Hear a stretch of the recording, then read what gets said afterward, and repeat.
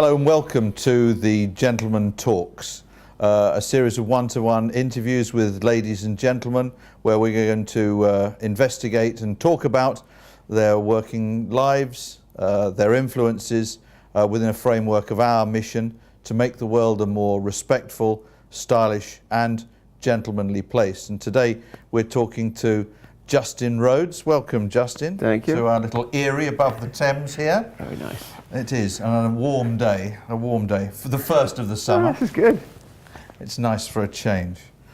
So, let's start. Tell us a little about your what you do. What I do? Yes. Nowadays, the most concise description is I'm a belt maker. Right.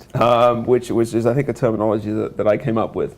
But in a nutshell, I've been on a mission for about 10 years, 10 years in fact now, to change one small detail, one small accessory, to change the way people perceive it in the world, something that I think was very forgotten and very ignored. And I wanted to create a new environment. I wanted to teach people about it, make them passionate about it, and put that forward in a retail forum. To invite people in and to go out there and show people that it's a product that matters, and that's what I set out to do.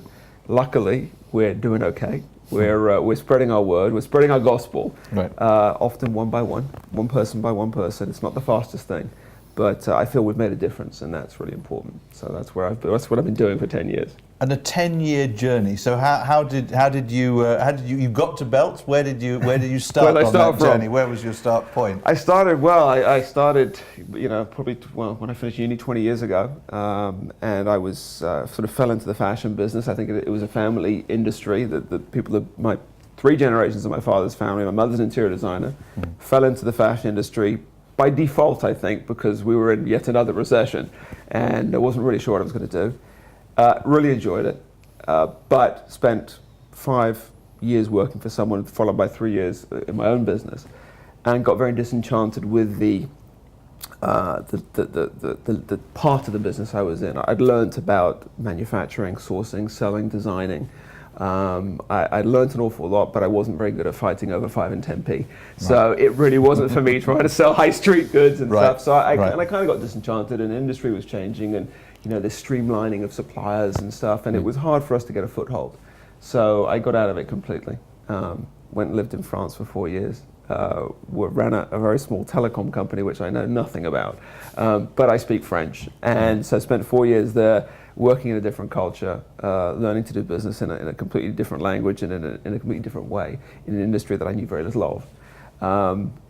But always in my head was cogitating as to what I was going to end up doing, and knew that I wanted to do something where I could, one, feel very comfortable in my environment that I would create, but also do something that I would love doing. And above all, that's it. Every person who's an entrepreneur is in the same boat. We do things we love. Ultimately, we want to make them successful, and perhaps we'd like to see some monetary reward for it as well, but ultimately we do things that we love. And that's how I ended up in this belt business. So it was a shortish journey. And every piece along the way has been relevant. Everything I've learned in every different stage has been entirely relevant to what I do now. What I learned 20 years ago, I use every day now, which is also great.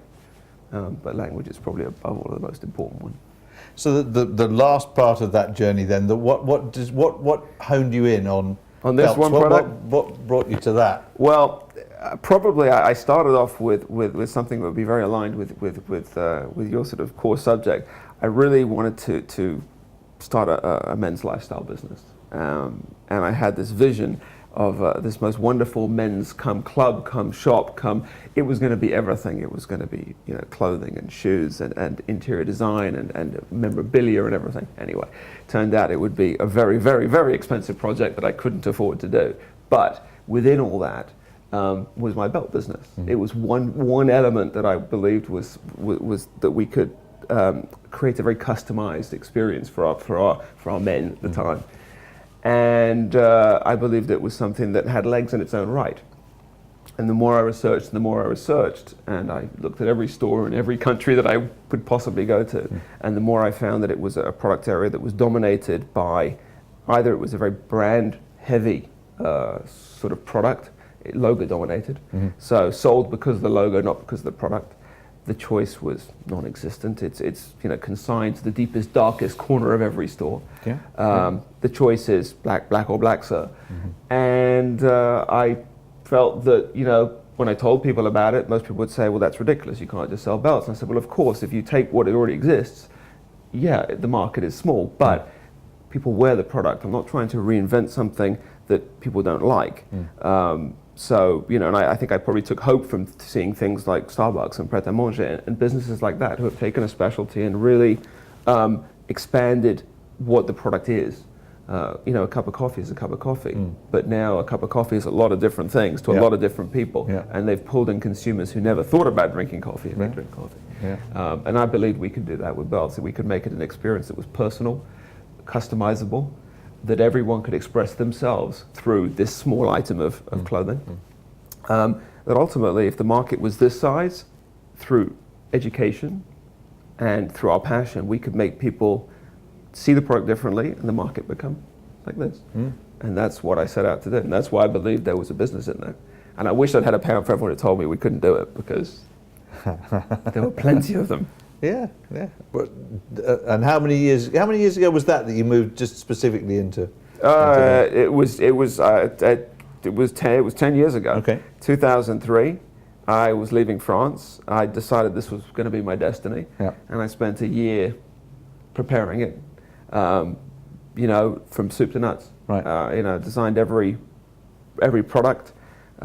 We source in Europe, we produce in Spain and Italy. We keep it all very close to home for reasons of convenience and quality, and ultimately to keep that sort of artisanal, an authentic relationship, I think, with the customer and the product.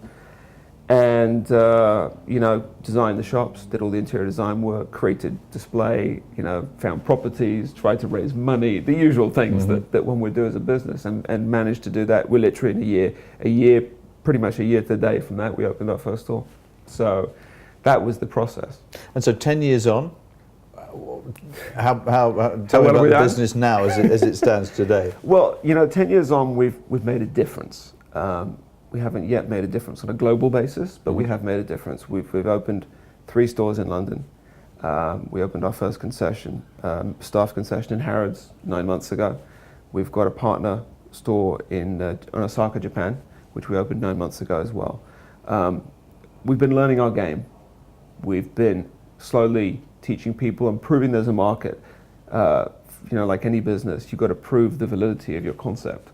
And until you open your doors, you can spend all this money like a show, and you could put everything there. But until you open the door and people come in and purchase and actually interact with you and appreciate what you do, you don't know if you've got a business. Luckily, they did. And little by little, we're making steps forward. We've proved that there is a market. We've proved that there's a market that through education we can expand.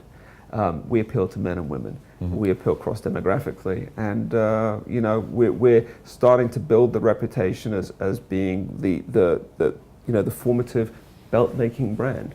It's a funny little category. No one really owns that title. There's lots of people who make belts. Hermes make belts.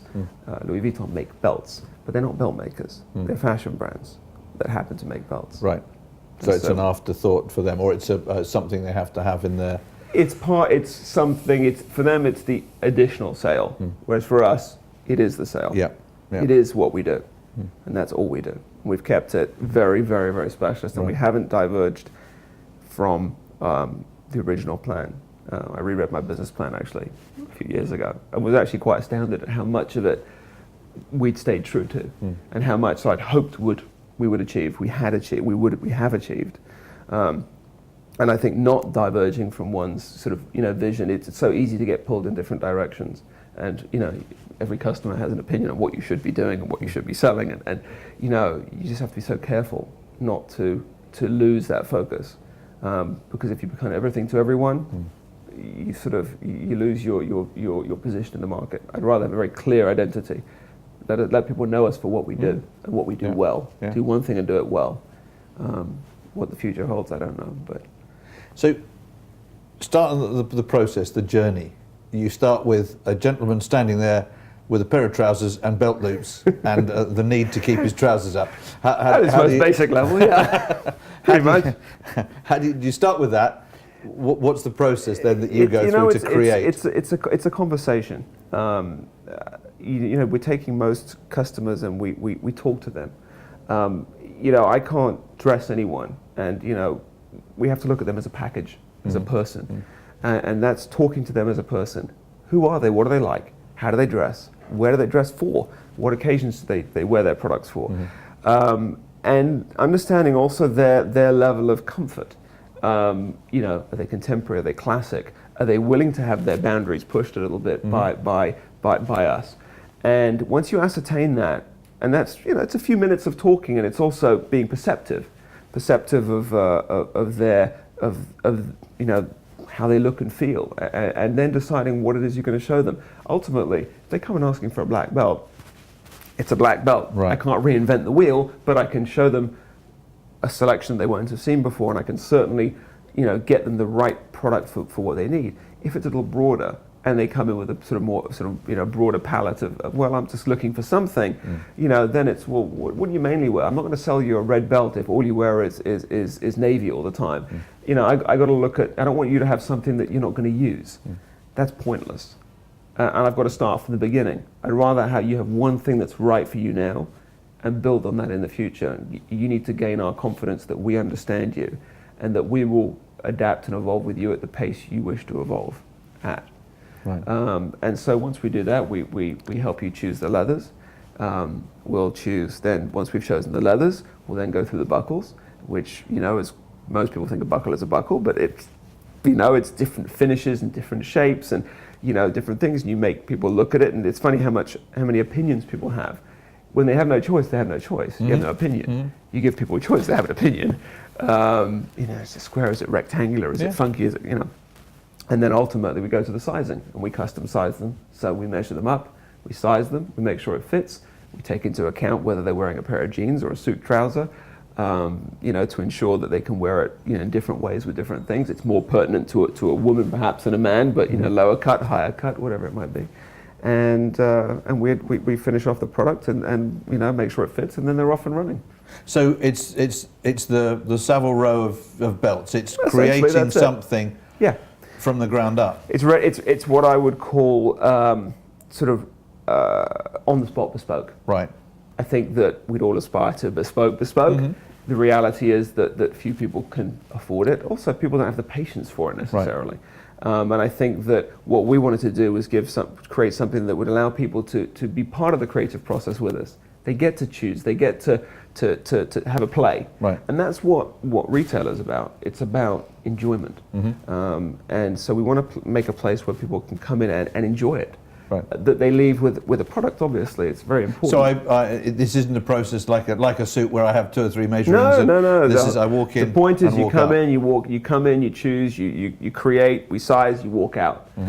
There's the instant gratification of a purchase, which I think most of us kind of like. That's what we shop for. Yep. At the same time, there's the immediacy and satisfaction of having something that is customized. Right.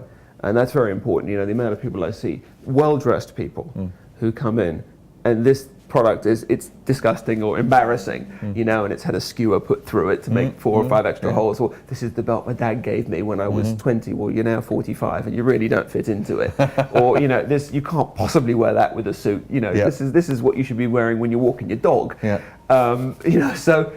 There's a process, but we try and solve most solutions. We try and provide a solution to most situations for people. So it's bringing the bespoke into a more sort of immediate. And how satisfying that you've gone out and bought a fabulous new pair of trousers, to then be able to go in and pick a belt and walk out with a belt that fits you at the same time. It's linking. I think we're a link. We're not a product in our own right. We're a link to a lot of other things.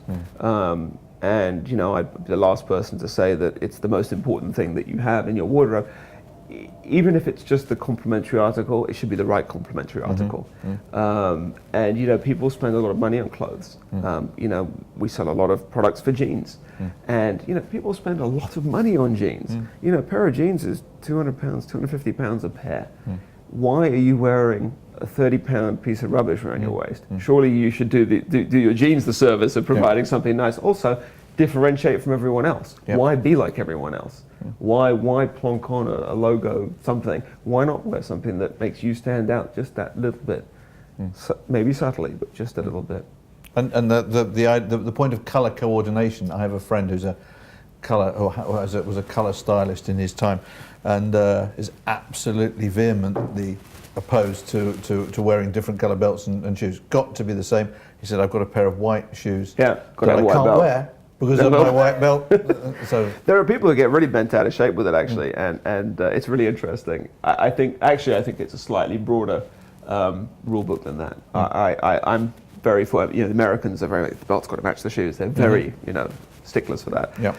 I agree and I disagree at the same time, because I think that sometimes you can look at it differently. Yep. I often wear a belt that will match my shirt. Right.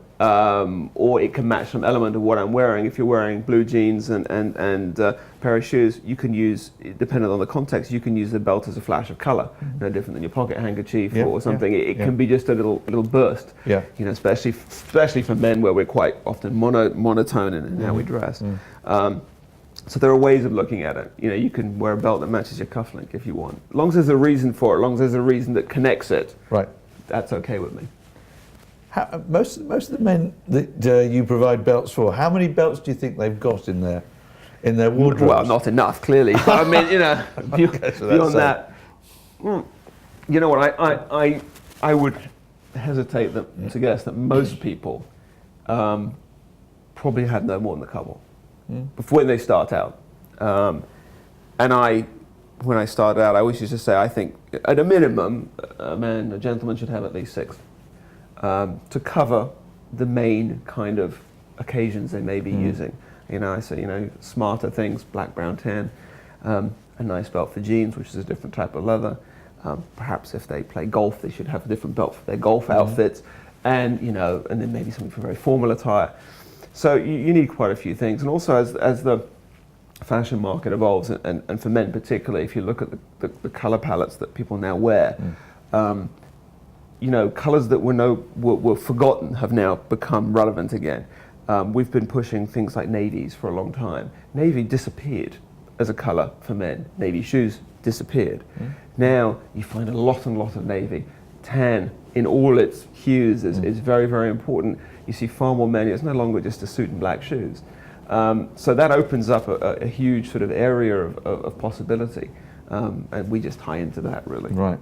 So, and we offer that. That's the point. And I think also for people, when they're shopping, it's comforting for them to say, well, if I do buy this shoe, actually I might be able to find something that works with it, rather than vainly hoping that, or wearing the wrong thing with them. So in terms of the colours that I can choose from, do you have sort of like a Dulux palette of pretty much, yeah. We're not a fashion brand. Right. We're in the fashion business, and there's elements of what we do which are fashion. But fundamentally, I think we're a little bit more of a library come archive. Just because, green is not the fashion color, you may love green. And you're going to come in and say, I'd really love a green belt. Well, that's fine. I think I should have it. Now, people will ask for all sorts of weird and wonderful things. And it's like, here, I've got 5 shades of green. Oh, that's not quite the one I was looking for. I'll go and find it somewhere else. Like, good luck finding it somewhere else. But I believe that's more what we are as a business. We are an archive. Because, I don't think that everyone has to be fashionable, to have taste and style. You can be, very well dressed. And it so happens, my favorite color is purple.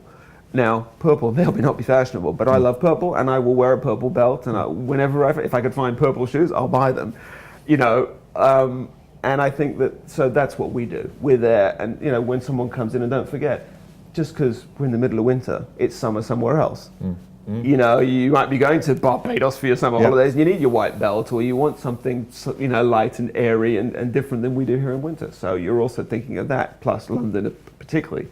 It's an international trade. Yeah. Our customers aren't all from here. Yeah, I can imagine that absolutely in Harrods, the diversity of the customer. Well, it's completely different. Yeah. It's very contrary to our normal way of doing business, and we're learning. You know, there are certain nationalities that we connect with better than others. We're always fighting the battle of the anti-brand, where, you know, we live in a very branded world.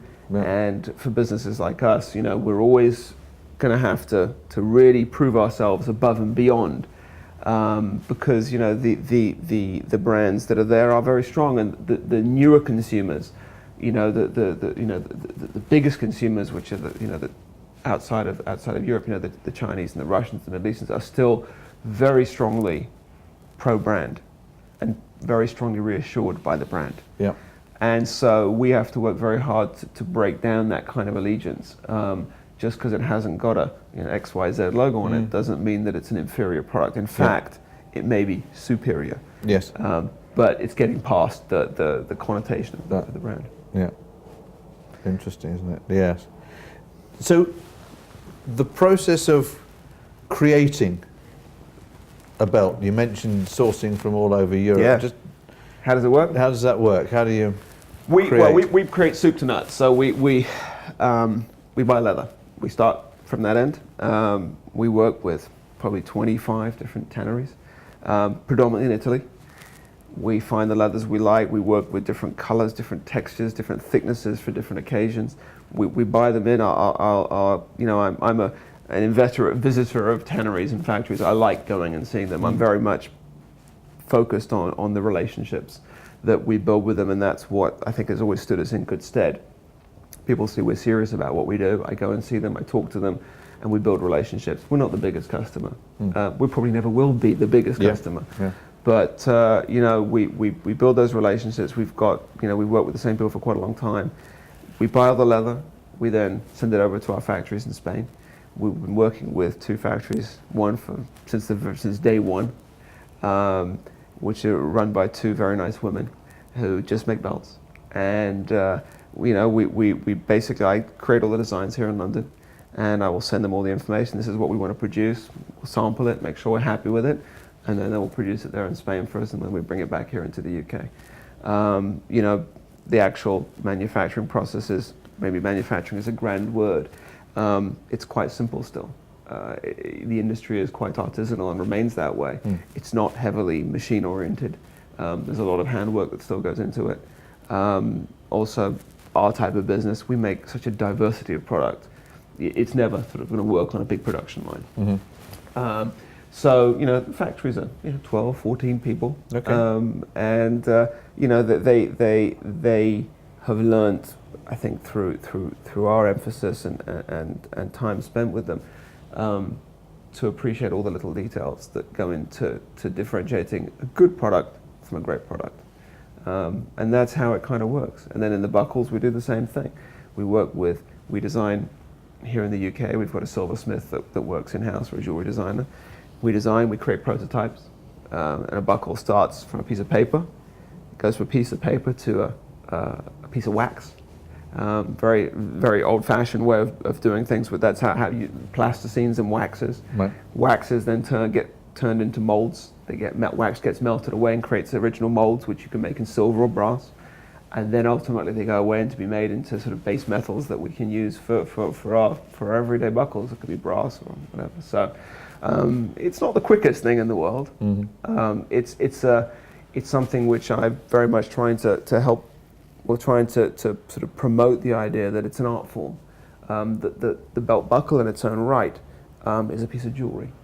And you know, that's what I set out from the beginning, and that goes back to the old business plan. It's like, you know, we can make people appreciate this product as jewelry, but we have to put it out there, and we have to change people's perception of what is a belt buckle. A belt buckle is not just a thing with a prong that, you know, it can be a lot more. Right. And that's the process. Pick the right colour, pick the right buckle, and it's a feature. It's something that people notice. Exactly, and it doesn't have to be crazy, but it has to be the right thing. Yeah. That's all. And we encourage, the whole point of what we do is that we encourage people to keep changing it. They change it themselves. You know, the things aren't sewn together. They can change the buckles. They can go home. Okay. Today I'm feeling really traditional. I just wanted something simple. Tomorrow I'm feeling flamboyant. Or tonight I'm going out. Actually, I'm not going to change the belt, but I'm going to change my buckle. And I'm going to put on my party buckle or whatever it might be. All right. That's the whole point, is that you can keep evolving. So you can have at home 4 belts, 4 buckles, and you've got 16 combinations. So there's you a sort of a system approach to this. You, Yes. you can actually That's the change whole point. everything around. That you yourself, they go away, and you can say, you know what, today I'm feeling like the gold buckle with the brown belt. Right. And tomorrow I feel like the old silver buckle with the green, and you can play and create. So you create. What we want is that people end up with a mini version of our store in their wardrobe. Right. That they can create their own things, and we've got plenty of people who have become sort of collectors. And they may not buy a whole belt each time. They'll pick up a buckle, they pick up a strap, and they evolve their collections that way. Okay. But it's nice to think that they now see this as an important part of the way they dress. And I have many customers who, for them, this is now, they dress around this product. First of all, what belt am I going to wear? Then they dress. Oh, right, so that's the start point for their outfit for the day. For them, it's become their little calling card. Yeah, in the nicest possible way, it's become a calling card. Yeah. It's become the thing that defines them in a little way. Right. Perhaps their friends know, he's the guy with the belt. Right. He always has a nice belt, whatever it is. And I think particularly for men where we struggle to differentiate ourselves. We're still a little hemmed in by what society accepts we can and can't wear. And when a man finds something that is his little thing, he can kind of go with that. Yeah. And even in the most conservative of jobs, wearing something slightly different from a belt, socks. It's all the little bits, rather than you don't have to be a peacock to be different. And I think that's what me personally, I've always wanted to promote. You don't have to be wacky and crazy, and not everyone's cut out for that. Yeah. But don't say that you can't have just a little bit of something, whether that be that's the purple lining in the suit, or it's the wallet that's not black, but it's green. Why does it have to be black? And the thing that's always I occasionally find sad, and I think it's a British trait. I often get women that want to hold the men back. And I've had women that have brought men back into the store to change something that they've bought because they say he can't, it's not for him, which I find incredibly sort of disheartening. Because here's a guy who's taken a small risk. Right. Or he was ready to go slightly out. Yeah, he was ready to change something. Right. Being pulled and back. To sort of take a risk, and I think risk is you should be rewarded for that. And I've literally had women come in and say, no, it's not for him. It's like, well, who's wearing these trousers here? It's like literally who's wearing these trousers. So it's so it's an ongoing battle on that level. Interesting. Who wears the trousers? Who wears the belt? So how do you find that? You mentioned Osaka. How do you find that? Japan. Well, why Japan, and how is it different? I think, like most things in life, Japan started by chance. Literally, guy walked in the door one day, and we have, believe me, thousands of people walk through the door and say, we'd love to start a business like this. 99.999% is just hot air.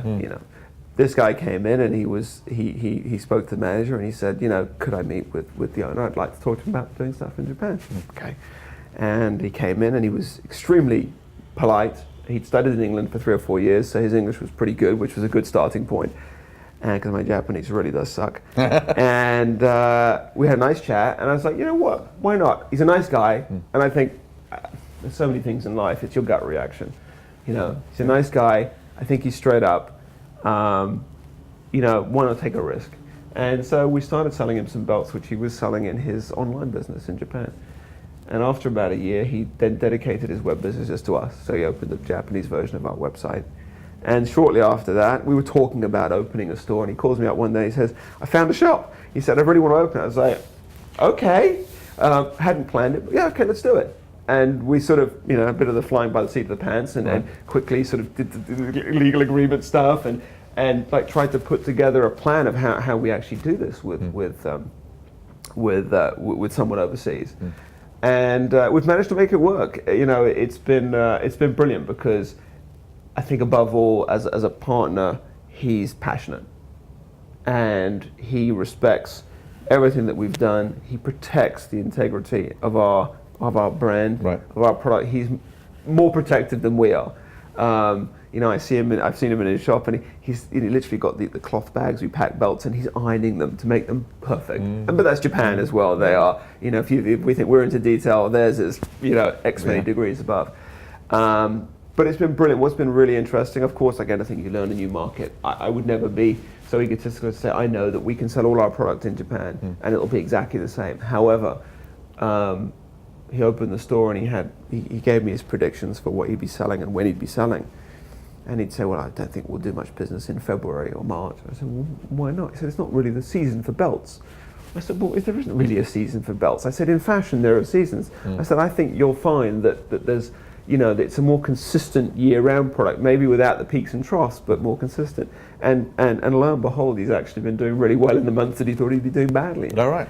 And interestingly, products that he'd say, oh, the Japanese market won't buy suede belts in summer. I said, well, why not? I said, we sell lots of suede in summer. For us, it's a summer product. Oh no, in Japan, it's a winter product. I said, okay. Meanwhile, he's been selling lots of belts in summer. So, we're also learning. I said, for him as it is for me, let's not have any preconceptions as to what we can and can't do. If we try and it doesn't work, we won't do it again. But, we're experimenting together and deciding, but the consumer seems to like it, which is great. He's in a very men's-oriented area, actually. He's in a tailoring floor of a very beautiful mall in Osaka, attached to the Ritz-Carlton. And so we've got some nice neighbors. We've got two bespoke silk suit makers, bespoke jewelry maker for men. So it suits us very well. It's a very good sort of mix, and the guys like it. So we're progressing. And what have you learnt about Japanese gentlemen and the way they dress? My hats off to Japanese gentlemen. They're fabulous. They've got confidence, and I think as in most things, they're not scared to be different. There's shopping in Japan, if I could fit into most of the things, which is a bit more of a challenge, but the actual shopping experience in Japan is one where you can see all the little details are catered for. You go there and there's a wonderful umbrella department and there's a wonderful hat department, and you're like, this is choice, and you can see that the men are thinking from A to Z. Every the shoe, the sock, used to that smaller. They really care about it. And that they're very. There's a lot of the guys who are. You have two sides. You have the very tailored Japanese gentleman, and it's perfection, and you also have the completely crazy out there kind of out there sort of Japanese guys who are just the more contemporary end of the scale of the spectrum. But I think that I really appreciate their attention to detail, and I think it's something that we could in Europe still learn from. And take sort of inspiration from. But above all, they're not scared of colour. They're not scared of things which maybe culturally we are scared of. Maybe we live in a society that the sun doesn't shine much, and we feel more inhibited, and they feel less so. It's an interesting point if you look at sort of trends in retail, from the everybody individual shops down to moving towards department stores, supermarkets, and then now there seems to be that trend. You look at food, going back to individual specialists. I think so. I think what we do is only I think a microcosm of what society would like to see. Now, unfortunately, the economy has a lot to answer for, and it's hard for people to go out there and do specialist businesses. From a cost basis, it's really, really hard. You don't have the volumes, you don't have the scale, all the things that the big department stores, the big supermarkets benefit from. Smaller businesses don't have. You're right, society used to be full of them. You had your tailor, you had your shoemaker, you had your umbrella maker, you had your tie maker. They were all separate businesses, and they've been pulled down to under one roof, but haven't. There was probably a period when they were better. Now it's unfortunately gone the other way, and I think that there's definitely a desire from consumers to see differentiated stores. There's a desire. We haven't, as individuals, as human beings, I don't think we've gone away from wanting to shop in shops, and I wouldn't be in retail if I didn't believe that. And as I say to my staff every day, we have to motivate people to get off their seat. It's very easy to sit at home and click and buy off Amazon or buy off whatever. We have to motivate them to get off their seat. We can only motivate them if we do something truly different, and if we make getting off the seat worth it. And that's about the product, that's about the experience, that's about the advice, it's all of that. And that's what individual retailers can achieve, individual, small specialist brands can achieve. We live in a city, London, where rents are incredibly high. You want to open a shop, it's really, really hard. And it certainly, if you do it, it's always going to be at the slightly higher level because it's the only way you can justify it. You can't compete. If it's going to go and become a price thing, you've got no chance. Yeah. But I hope society does go back more towards. I know people are clamouring for their high streets. People are sad when they see the stores go. But equally, luckily we've seen the organic butchers and all these types of businesses which are still surviving, and people are willing to pay a slight premium for. And I think that's really what it comes down to. As consumers, we have to accept that everyone has finite funds. We're pulled in all directions, and we have more things to spend money on than we ever had before. Technology alone sucks money out of people's pockets that in the past would have gone towards clothing, probably. Our job is to make it interesting and fun, and make people want to still shop. And I think that there is a space there in society for it. And I hope that it will change more that way. You mentioned that your partner in Osaka has a website. Do you sell online as well as your? Yeah, we do. We sell online here. We sell online. People are always surprised. Where do you ship? I was like, well, anywhere the post goes, we'll ship to. And I think it's surprising that in this day and age, I don't see why you wouldn't send stuff anywhere in the world, but people seem to still think you might not. We do, and I think that it's an area of our business. I'll be the first to say it's not our strength. My fault for not being as focused on it as I should be, but then again, I've been so sort of immersed in retail and that the web was always a little bit second fiddle, and it's something we're working very hard to rectify at the moment, and really trying to embrace. My wife works in technology and is telling me all the time that this is what you could do, and look at the potential, and look what so we're looking at how we can embrace what technology offers to make the online experience closer to the store experience. Right. Nothing will replicate a store. I still firmly believe that shopping on a computer is not the same as shopping in store, because unless I can sit there and truly talk to you, it's not the same. I think it is the idea that somebody can come into the store when they're visiting London, see everything that you do, but then maybe when they head off home, that's important. That they've got that way of they can buy back into it, especially when you've got that. I think your palette of colours and your choice I think of buying back in is very important. Yeah. I think being able to we have God knows how many millions of tourists here in London every year.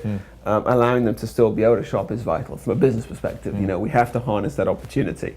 What I think we always have found a challenge is that from the product perspective, most people don't know they need the product. So it's a bit of a chicken and egg thing. Yeah. We need them to know they need the product to search for the product. And because normally it's not a product that's on the forefront of anyone's mind, we can't achieve the same as I can with a shop window. You see a shop window and you see the colour and you say, oh, that's interesting, I'll pop in. Online, it's much, much harder. And that's our challenge. And I've always believed that the more we grow ourselves as a brand, the more people know that the product is important, the more that we will benefit from that in the online capacity as well. So it's just one of those things we've got to work on harder. So I've bought my wonderful belt and my beautiful buckle to absolutely set off my new suit perfectly. What do I need to do to care for it, to look after it? I think the first rule of thumb is as with a good pair of shoes, you don't wear them every day. Right. You don't wear the same thing every day. You go home and you as with shoes, you put a shoe tree in your shoes. With your belt, you roll it up, you put it carefully in a drawer. You don't just chuck it on the floor or whatever it is. Don't complain that things are scratched when you treat them badly.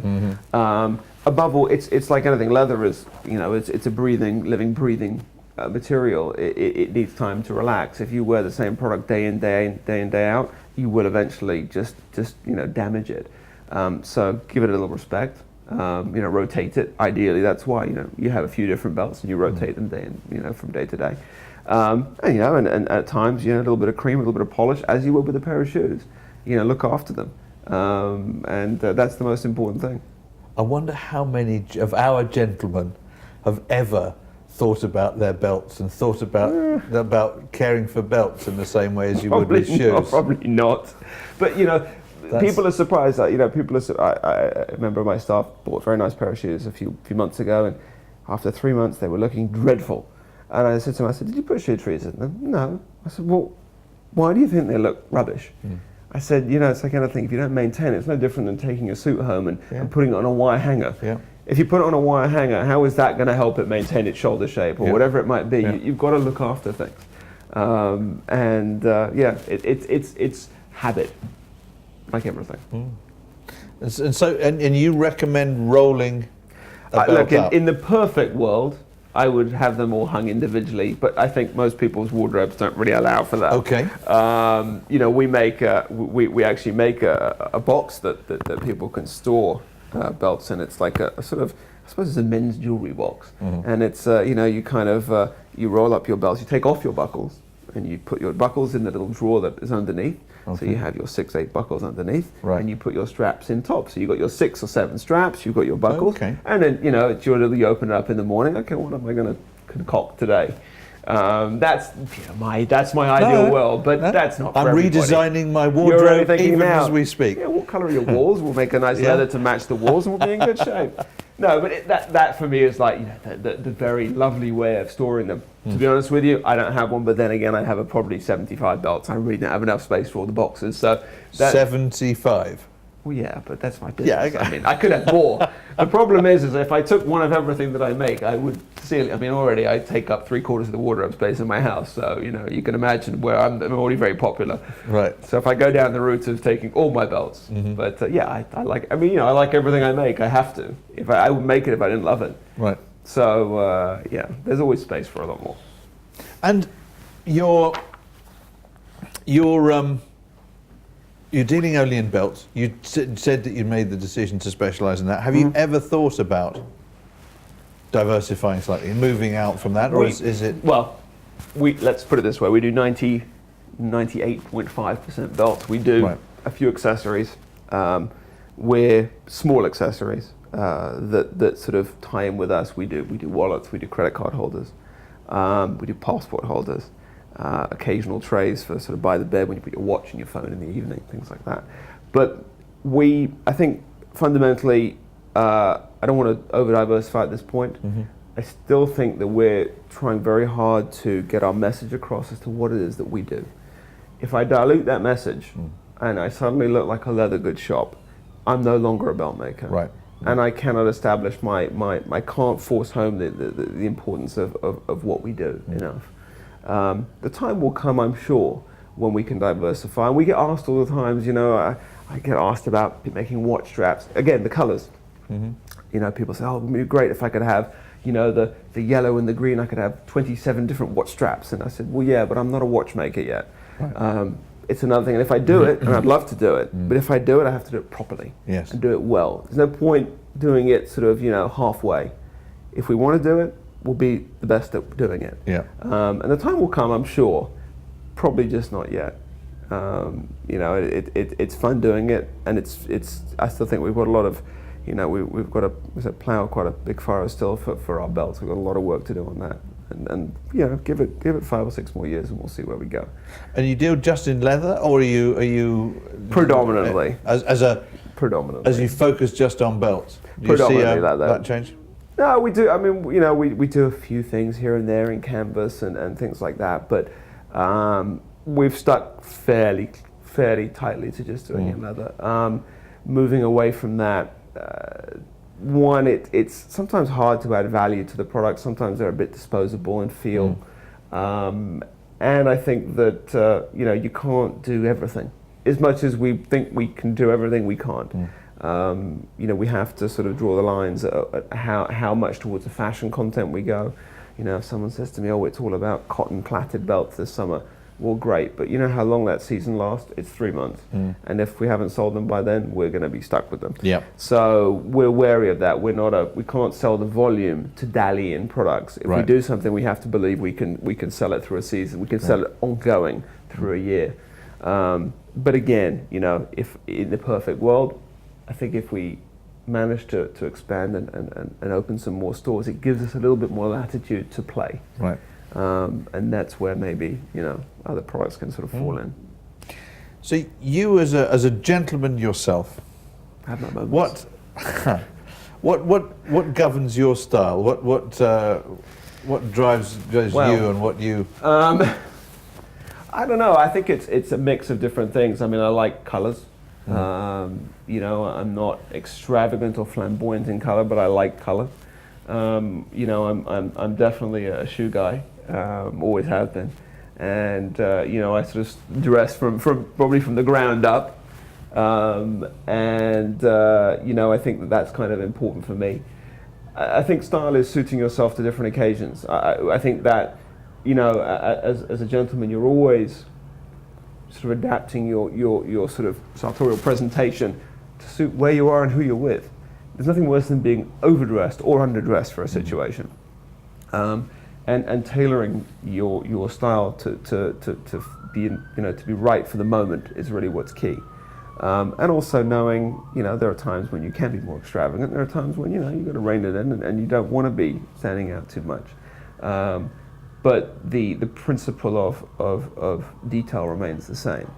You know, however you're dressed, it's still about the small bits and pieces. And it is unfortunately about, you know, the accessories, whether it be the bag you carry on your shoulder, whether it be your watch, whether it be your pocket handkerchief, whether it be your belt. All those little bits make up your wardrobe. And you know, you sort of never leave home without any one of them, hopefully. But yeah, that's kind of how I would see it. And is your range of accessories as large as your range of belts? Yeah, well, but definitely the shoes. But yeah, that's kind of just one of those things. I mean, you know, it's never ending. But yeah, I mean, I think it's always growing, and I think that the good thing with a lot of accessories is that they're kind of timeless. And you know, I mean, I've got hundreds of ties, and I wear a tie hardly ever, but I'm going to get rid of them. And the time will come when we're probably back into wearing ties again, and you know, look at them, and you know, they're things that sit there until the day you need them.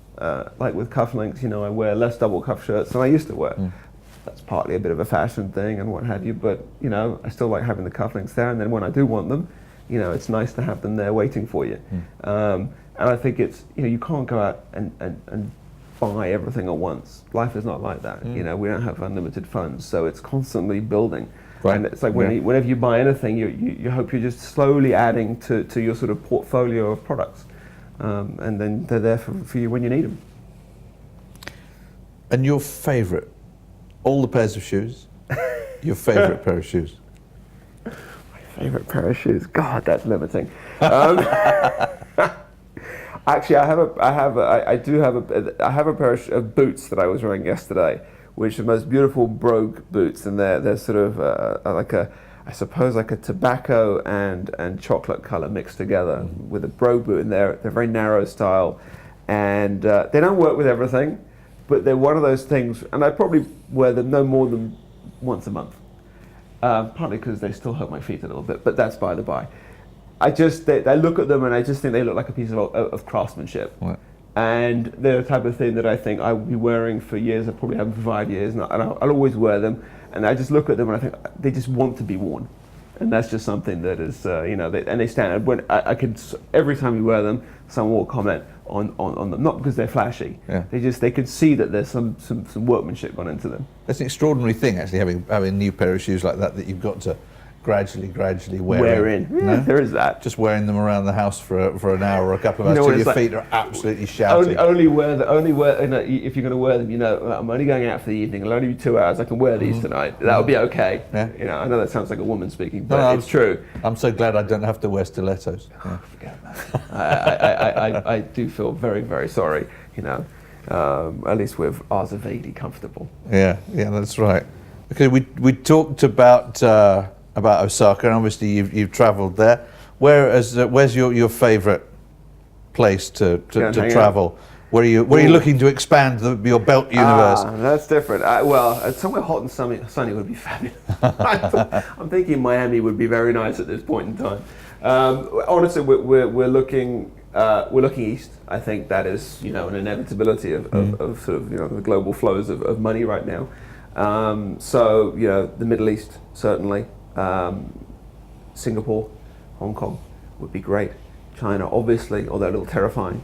is on the radar. But certainly we would love to expand in Europe. I just don't think Europe is quite the moment. Right.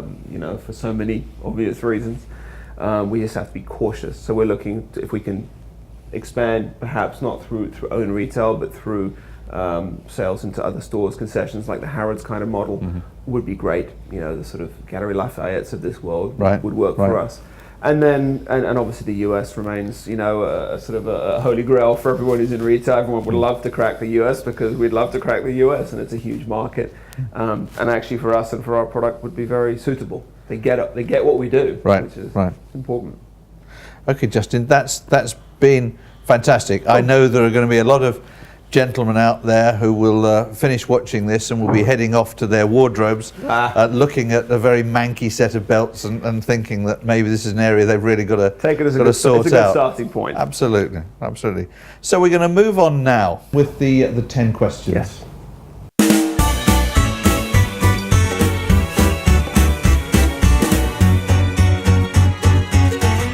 So we end now, as we always do, with the 10 standard questions modelled on the Bernard Pivot questions for the Actors Studio. So Justin, here we go. What is it that makes or embodies a gentleman for you? In presentation, style and elegance. In personality, integrity and honesty. Excellent. What is the most romantic thing that you've ever done? I bought what was my fiance at the time, an orange tree. Because in Spanish, media naranja is your partner. And I sent her, she was living in Boston, and I delivered to her doorstep an orange tree, which she thought was very strange. But once I explained, she understood where I was coming from. Excellent. If you could bring one gentlemanly trait into business everywhere, what would that be? The value of the handshake. And all it stands for. Excellent. What element of grooming is most important to you? No one individual thing. You have to be from head to toe prepared to go out into the outside world. From your hands to your hair to your face, everything. No one single thing. Excellent. Okay. Name one iconic gentleman, someone you think of as a gentleman. Cary Grant. Yep, no arguments there. What's the most, I wonder what the answer to this is going to be. What is the most important item in yours or the gentleman's wardrobe? Okay, I'm going to go for my belts because I have to. Great. Why should there be more gentlemen in the world?